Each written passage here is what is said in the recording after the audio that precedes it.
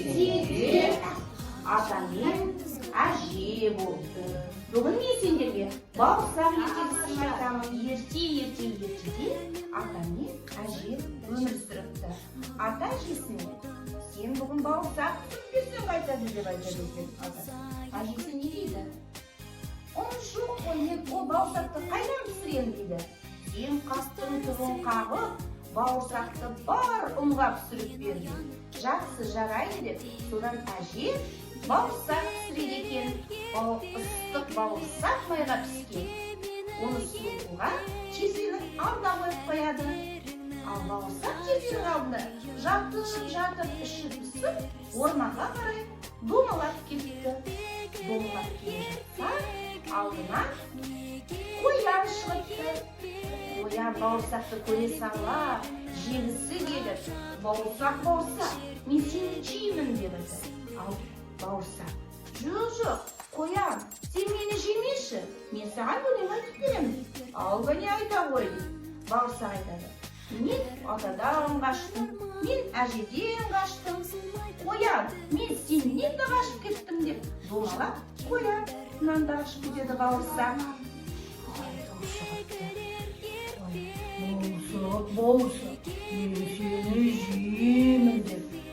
Бауырсақ, жемеші, мен саған өлең айтып берем депті. Және балалар, қалай өлең айтып екен, бәріміз бірге аюға өлең айтып берейікші керек. Әжемнен қаштым, атамнан қаштым, қояннан қаштым. Аю сенен де қашып кетем деп. Сөйтіп әрқалай бауырсақ домалай кетіпті. Бауырсақ домалап, алдынан не шықты? Қасқыр шықты, дұрыс айтатындар балалар.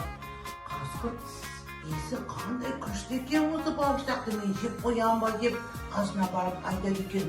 Ай бауырсақ, мен қазір сені жеп қоям дейді. Бауырсақ не дейді аюға? Жемеші, мені жемеші деп айтады екен. Мен саған өлең айтамын. Дұрыс. Қандай өлең айтады екен, қане балалар? Атадан қаштым, Әжеден қаштым, қояннан қаштым, аюдан қаштым. Сенен де қасқыр қашып кетем деп, домалап, арғатай домалап кетті. Домалап кімге кетеседі? Түлкіге кетеседі. Түлкі айтады, бауырсақ, мен сені жеп қоям дейді. Содан бауырсақ, мен саған өлең айтып берем, мені жемеші дейді. Аққу түлкі, ол аңдып тұрады иә бауырсақты.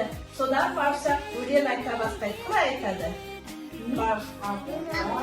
Атадан қаштым, әжеден қаштым, қояннан қаштым, аюдан қаштым, қасқырдан қаштым дегенде түлкі ақ деп жеп қояды. Ол нан жасайды, иә? Балалар орманға жалғыз баруға болмайды, иә? Орманда жабайы аңдар өмір сүреді. Орманға жалғыз баруға